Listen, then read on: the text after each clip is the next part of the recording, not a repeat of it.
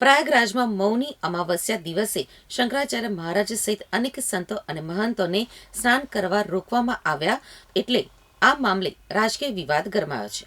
આમ આદમી પાર્ટીએ આક્ષેપ કર્યો છે કે ભાજપના ઇશારે અર્ધકુંભ દરમિયાન સંતો અને મહંતોને સ્નાન કરવા દેવામાં આવ્યા નથી. પાર્ટીના આગેવાનોનું કહેવું છે કે આ જ સંતો અને મહંતોના આશીર્વાદ અને માર્ગદર્શનના કારણે ભાજપ આજે પોતાને વિશ્વગુરુ તરીકે રજૂ કરે છે, છતાં તેમને સ્નાનથી રોકવામાં આવ્યા હોવાનું ગંભીર બાબત છે. આ ઘટનાને લઈને સુરત શહેરના પાંડેસરા પત્રકાર કોલોની પાસે આમ આદમી પાર્ટી દ્વારા વિરોધ પ્રદર્શન કરવામાં આવ્યું હતું. આ મુદ્દે આમ આદમી પાર્ટી દ્વારા ઉગ્ર વિરોધ નોંધાવી સરકાર સામે નારેબાજી કરવામાં આવી હતી અને આ ઘટનાની નિંદા સાથે ન્યાયની માંગ કરવામાં આવી હતી.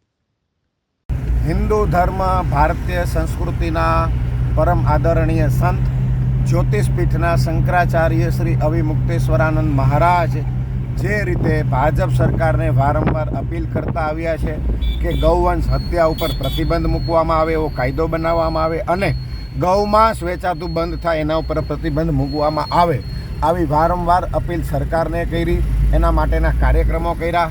એટલા માટે થઈ ભારતીય જનતા પાર્ટીએ અવિમુક્તેશ્વરાનંદ મહારાજ શ્રીનું વારંવાર અપમાન કર્યું. થોડાક દિવસ પહેલાં એમની ધરપકડ અટકાયત કરવામાં આવી. એમનું અપમાન એ હિન્દુ ધર્મનું, હિન્દુ સમાજનું અપમાન છે.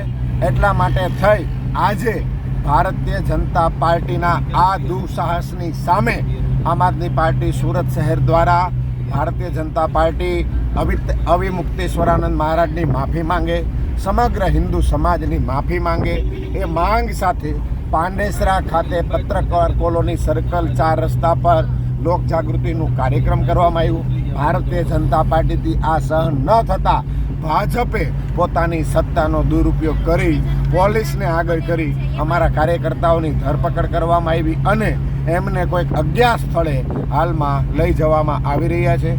અમારી માંગ છે કે શંકરાચાર્ય શ્રી અવિમુક્તેશ્વરાનંદ મહારાજની માફી જ્યાં સુધી ભાજપ નહીં માંગે, હિન્દુ સમાજની માફી જ્યાં સુધી ભાજપ નહીં માંગે, ત્યાં સુધી આ લડાઈ ચાલુ રહેશે. જય શ્રી રામ.